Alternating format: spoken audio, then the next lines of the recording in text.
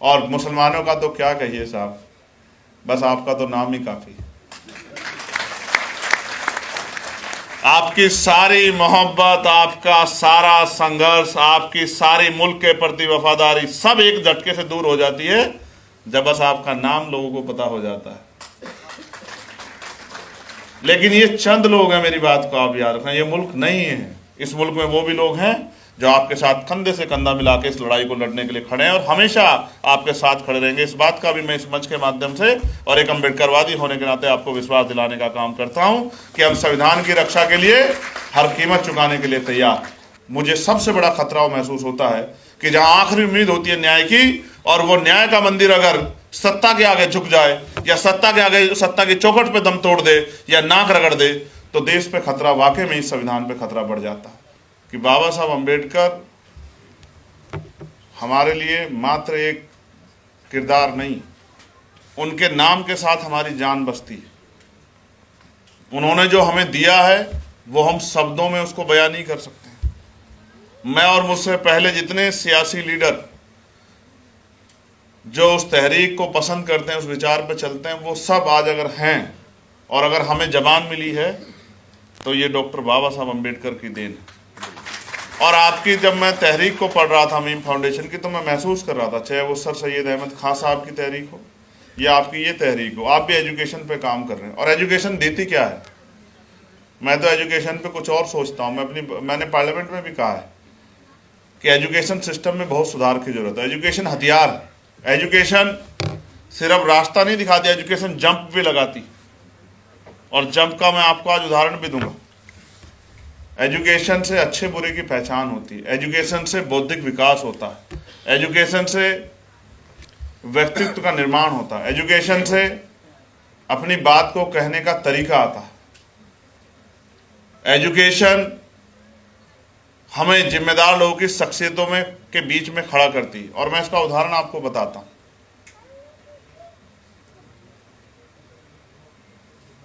कोई शख्स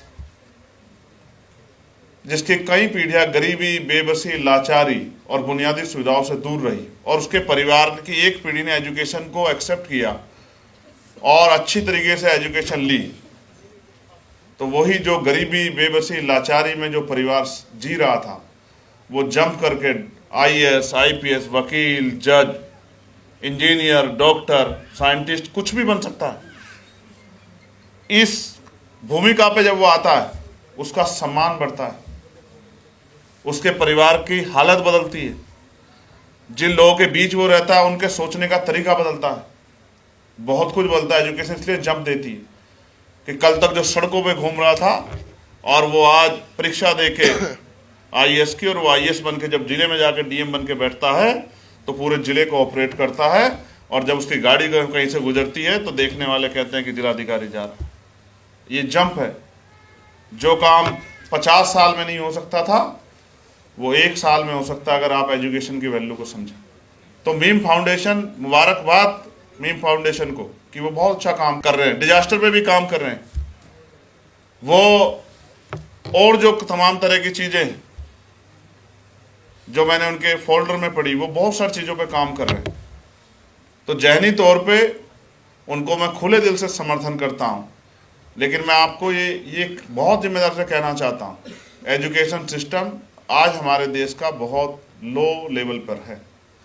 जितना सरकार को, स्टेट और सेंट्रल गवर्नमेंट को पैसा खर्च करना चाहिए GDP का, उतना कोई सरकार खर्च नहीं कर रही। और उसका खामियाजा ये है, अदीब साहब बैठे हैं, मैं इस बात को किसी से जोड़ना नहीं चाहता।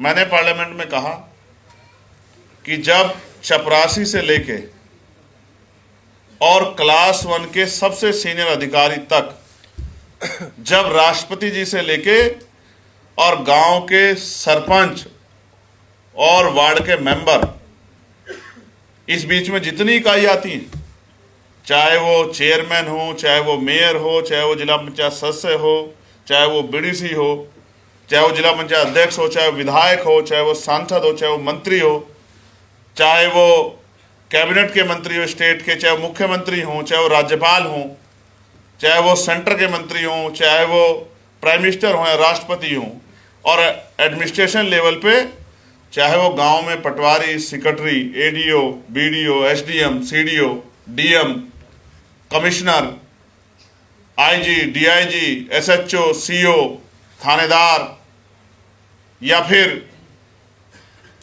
प्रिंसिपल सेक्रेटरी, चीफ सेक्रेटरी, चाहे वो स्टेट के सेंटर के, जब तक इनके बच्चों को सरकारी स्कूल में जो है नहीं पढ़ाया जाएगा तब तक एजुकेशन सिस्टम हमारे यहाँ का कभी भी किसी भी कीमत पे बदल नहीं सकता।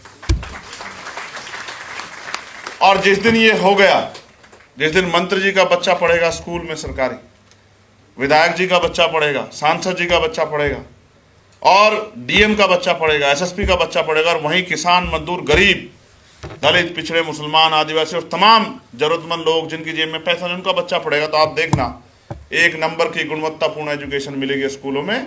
तो ये जो आज प्राइवेट सेक्टर में बड़े बड़े जो बिल्डिंगें बनी खड़ी है, ये जो जेब काटती है लोगों की, ये बंद हो जाएंगी और इस एजुकेशन को अंतिम लोगों तक पहुंचने का मौका मिलेगा।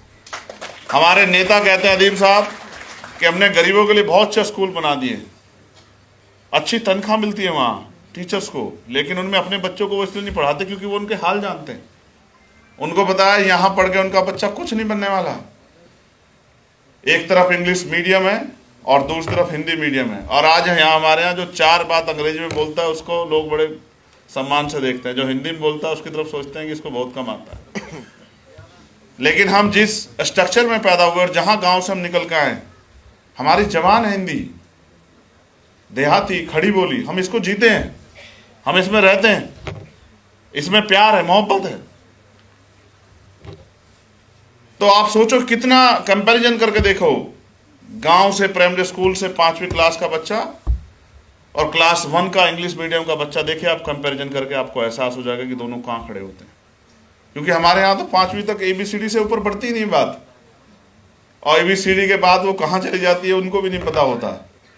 तो इसलिए एजुकेशन सिस्टम में बहुत सुधार की जरूरत है। तो इसका एक तरीका ये भी है कि जब समय आए एजुकेशन के रास्ते को आगे बढ़ाने का, और वो समय लोकतांत्रिक व्यवस्था में हो, तो अपनी वोट का भी सही इस्तेमाल हमारे लोगों को करना चाहिए, जिससे सांप्रदायिक ताकतें, नफरत फैलाने वाले लोग, जिससे बुनियादी ढांचे को, स्ट्रक्चर को कमजोर करने वाले लोग, और मैं बहुत जिम्मेदारी से कह रहा हूं, 1 नेशन 1 इलेक्शन इस देश की कमर तोड़ देगा, और इस देश में भी जो कॉन्स्टिट्यूशन के जो राइट्स हैं, शेड्यूल 7 में जो स्टेट को पावर है उसकी कमर तोड़ देगा। आप देख लेना, जीरो कर देगा। पेरेंटल पावर इतनी बढ़ जाएगी कि चुनी हुई सरकारों को ये जब चाहे खत्म कर देंगे। इस तरह के हालात आज बन गए। उस पर चर्चा ना, उस चर्चा को छिपाने के लिए बहुत सारे प्रयास किए जा रहे हैं आज देश में। एक जिम्मेदार व्यक्ति होने के नाते मेरी जिम्मेदारी है कि मैं आपसे कहूं कि नजर रखिए आपके मुल्क में क्या हो रहा है। ये मुल्क हम सबका है, किसी एक जमात का नहीं है, किसी एक जात का नहीं है, किसी एक क्षेत्र का नहीं है। ये मुल्क सबका, सबका खून शामिल है। और मैं अपने जो साथी यहाँ संचालन कर रहे हैं उनसे भी, और जो यहाँ इधर मौजूद हैं जो अपनी बात, उनसे भी कहूँगा, मैंने पार्लियामेंट में भी कहा, मैं किसी के ऊपर टिप्पणी करते हुए नहीं कह रहा था, मगर मैं कह रहा था कि जब हम कॉन्स्टिट्यूशन पे बात करते हैं तो ये मुल्क हिंदुस्तान नहीं है। इस देश के कॉन्स्टिट्यूशन ने 26 जनवरी 1950 को इसको इंडिया दैट इज भारत कहा, और जब तक आप इसको भारत नहीं कहेंगे, आप मेरी बात को याद रखें, तब तक आप उस विचार को बल देते रहेंगे जिस विचार के बाद आप कहते हैं कि मुल्क खतरे में। ये भारत है, ये इंडिया है, और इसके मीनिंग है, और इस मीनिंग को हमें समझना पड़ेगा कि हमारी यूनिटी ही इस देश की शक्ति है, और हमें एकजुट होकर आगे बढ़ के कंधे से कंधा मिला के हर मुसीबत का सामना करना है। और आज जो हमारे साथी जो एक्टिविस्ट जेल में हैं, क्योंकि हम दिल्ली में खड़े हैं, उनको याद भी हमें करना पड़ेगा, जो 4-4, 5-5 साल से बेल के इंतजार में बैठे हैं, क्योंकि हमारे यहाँ न्यायपालिका सिस्टम में कितनी खामियां, ये किससे छिपाने को नहीं है। मैं तो मेंबर ऑफ पार्लियामेंट होकर कह सकता हूँ, जिन पे खतरे हैं कि कोई जज साहब इस बात से नाराज होके उनको नुकसान पहुंचा सकते। नुकसान की परवाह करेंगे तो लड़ेंगे कैसे, आप ये बताएं। नुकसान तो जब होना होगा होगा, लेकिन सच बात कहने में किसी नुकसान से डरने की जरूरत नहीं। हमारे यहाँ जो न्यायपालिका है, और उस न्यायपालिका में जिस तरह की बहुल्यता है, वो ये महसूस कराती है कि वहाँ से आने वाले फैसले और उनकी फैसलों के पीछे का मोटिव, वो अक्सर जो है, जो बात इलाहाबाद हाई कोर्ट के एक जज ने कही, जस्टिस शेखर कुमार यादव ने, उस बात को मजबूत करती है कि जहां जो बाहुल्यता है, जो मेजोरिटी है, उसके हक में फैसले होने चाहिए। जुडिशरी सिस्टम ये नहीं है कि मेजोरिटी के हक में फैसले होने, जुडिशरी सिस्टम ये है कि न्याय होना चाहिए। अगर किसी की संख्या 1 है और सामने वाले 99 है तो 99 लोगों के हक में फैसला नहीं होना चाहिए। अगर वो गलत है, फैसला उस एक के पक्ष में होना चाहिए जो सही है, तब ये न्याय माना जा सकता है। तो मुझे हमारे आज के जुडिशरी सिस्टम से और उसमें जिस तरह की सरकार का इन्वॉल्वमेंट है, मुझे सबसे बड़ा खतरा महसूस होता है कि जहां आखिरी उम्मीद होती है न्याय की, और वो न्याय का मंदिर अगर सत्ता के आगे झुक जाए या सत्ता के आगे, सत्ता की चौखट पे दम तोड़ दे या नाक रगड़ दे, तो देश पे खतरा, वाकई में इस संविधान पे खतरा बढ़ जाता है। और आप महसूस कीजिए, बहुत सारे फैसले ऐसे हैं जो सोचने को मजबूर करते हैं कि क्या हमारा जुडिशरी सिस्टम सही काम कर रहा है। कितने लोग हैं, जब वो कल अगर निर्दोष पाए गए तो कहां से आप उनकी जवानी और उनका इस समय लौटा दोगे जिस समय को आपने बर्बाद करके रख दिया। सिर्फ सियासी कारणों से आज कितने लोग, और मुझे कहने में कोई गुरेज नहीं है, मैं यहां भी कह सकता हूं, मैंने पार्लियामेंट में भी कहा था कि बहुत सारे ऐसे साथी, उमर खालिद और खालिद सैफी से लेके शर्जिल इमाम, सिफाउर रहमान से लेके जो जेलों में सड़ रहे हैं, और उनकी आवाज उठाने वाला कोई नहीं, और आवाज उठाई जाती तो दबाई जाती। और मैं यहां ये भी कहूंगा कि मेरे छोटे भाई अब्दुल्ला आजम और आजम खान साहब, जिन्होंने इस मूवमेंट को आगे बढ़ाने का काम किया, जो सर सैयद अहमद खान साहब ने चलाई थी एजुकेशन की मूवमेंट को, और उन्होंने वो जौहर यूनिवर्सिटी बनाने का काम किया। आज जौहर यूनिवर्सिटी पे भी और आजम भाई को भी क्या सहना पड़ रहा है, ये भी किससे छिपा हुआ नहीं। मैं बहुत जिम्मेदारी से अपनी बात को खत्म करते हुए आपसे कह रहा हूं, मुल्क हम सबको देख रहा है। एक पहला भी समय आया था जब ब्रिटिश हुकूमत के खिलाफ लड़ाई लड़ी गई थी, तब भी मिलके मुल्क ने लड़ाई लड़ी थी, और आज भी जरूरत है कि हम लोग मिलके एक मुट्ठी बन के लड़ें। और जब हम एक मुट्ठी बन के लड़ेंगे, क्योंकि चिंताएं होती हैं जब किसी एक मजहब पे बयान दिया जाता है, जब एक मजहब को कटघरे में खड़ा गया, चिंताएं होती। आज हमारे सिख समाज के भाई बैठे हैं, उनके मन में भी पीड़ा होती होगी जब वो अपनी बात को लेके कहीं आंदोलन करने आते हैं तो एक टाइटल देके उनको जो है, उनको उनकी भक्ति को, उनकी शक्ति को, उनकी राष्ट्र के प्रति जो है प्रेम को एक झटके से जो है अलग करने का प्रयास किया जाता है, उन पर आरोप लगाए जाते हैं। जब हमारे जैन समाज के लोग, उनके जो ऐतिहासिक स्तर, जिस तरह से उन पर कब्जा किया जा रहा है, जिस तरह से उनको अपमानित किया जा रहा है, जिस तरह से उनके तीर्थंकरों को जो है और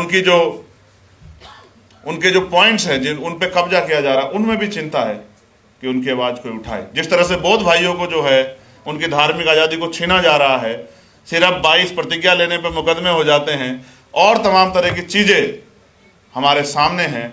हम आपस में मिलके बुरे दौर में किस तरह से लड़ना है, इस पे चर्चा कर लेते हैं। जिन लड़ाइयों का जिक्र किया गया हमारे साथी द्वारा, जो जुल्म के खिलाफ लड़ी गई, मैं उन बेहतरीन लड़ाइयों के पर्दे के पीछे जो लोग थे वो यही थे। अक्सर हम सिर्फ हीरो को देखते हैं, लेकिन हीरो को दिखाने वाली जो कैमरे की टीम होती है, जो राइटिंग टीम होती है, वो दिखाई नहीं देती। अखलाक साहब बहुत शानदार शख्सियत हैं, पत्रकारिता से लेके और स्ट्रेटजी में उनका बहुत अच्छी पकड़ है। और उसी तरह से वसीम अकरम त्यागी साहब बड़े ट्रोल होते हैं सोशल मीडिया पे, जब कोई बात लिखते हैं तो इनका और हमारा संयुक्त जो है, ये हमेशा कोई भी लड़ाई रही हो, किसानों की हो, नौजवानों की हो, मजलूमों की हो, हर लड़ाई में इनकी शिरकत किसी ना किसी तौर पर रहती है। अकेला आदमी कोई भी कुछ नहीं कर सकता, बहुत सारे लोग मिलके बहुत बड़ी बड़ी ताकतों से लड़ सकते हैं। आज भी बहुत काम था, लेकिन वसीम साहब का आदेश था कि आना है, तो जब इनका आदेश हो गया तो कोई चीज़ बची नहीं। फिर मैंने कहा कि भाई फिर आ जाएंगे। मीम फाउंडेशन बहुत अच्छा काम कर रहा है, उनके अच्छे काम को सराहना चाहिए। जो करीबी तौर पे 2-3 चीज़ें रखी थी भाई ने कि उनका एक बोर्ड होना चाहिए, इस चीज़ को हमें 4-5 साल पहले हमें महसूस हुआ जब एक मुसीबत आई हमारे यूनिट पे और हम बहुत सारे लोग गिरफ्तार होकर जेल चले गए। तब हमें याद आया कि अगर ऐसी कोई हमने बोर्ड बनाया होता तो ऐसे बुरे दौर में वो हम लोगों को संभाल लेते। तो एक संगठन के लिए और उस संगठन के हर व्यक्ति पे एक अंकुश होना चाहिए कि वो उस दायरे को क्रॉस ना करे, वो तानाशाह ना हो जाए, वो उस उम्मीद के साथ जो आपने मीम फाउंडेशन बनाया, लेकिन और कोई भी तंजीम बनी जिस उम्मीद के साथ बनी, उस विचार उस उम्मीद को वो अपने निजी फायदे के लिए भेंट ना चढ़ा। तो एक बोर्ड होना जरूरी, ये उनकी बात को मैं आगे बढ़ाते हुए सलाह देता हूं कि ये बहुत ज़रूरी है, आपकी तंजीम के काम आए, क्योंकि आपकी मूवमेंट वो रुकनी नहीं चाहिए। जो काम मीम फाउंडेशन कर रहा है, अक्सर हम जय भीम और जय मीम के नारे जब लगते हैं तो बहुत सारे लोग पूछते हैं कि ये मीम वाले, मीम से वो एक सिर्फ एक बड़ी आबादी की तरफ उनका, और बड़ी आबादी मुसलमानों की तरफ उनका इशारा रहता। अच्छा हुआ कि मीम फाउंडेशन, तो ये भी बात उनकी समझ में आ जाएगी कि मीम सिर्फ जो है एक धर्म के लोग नहीं, एक मीम एक तहरीक भी। दूसरा, बहनों के लिए कहा गया, ये बहुत सही है, क्योंकि आधी आबादी को पीछे छोड़ के ना मुल्क तरक्की कर सकता, ना कोई कौम तरक्की कर सकती, ना कोई प्रदेश तरक्की कर सकता, और ना ही कोई मूवमेंट तरक्की कर सकती। क्योंकि जब हम बात करते हैं हक और इंसाफ की, तो उनमें हर एक व्यक्ति के लिए बात होनी चाहिए। मैं इस टीम को भविष्य में कभी किसी भी तरह की मेरी कहीं भी मेरे योगदान की ज़रूरत पड़ेगी तो वो मुझे याद करें, मैं हमेशा उनके साथ खड़ा रहूँगा। इस बात का भी मैं आपसे वादा करता हूँ। और जो आज के हालात हैं, पढ़े लिखे लोगों की जिम्मेदारी होती है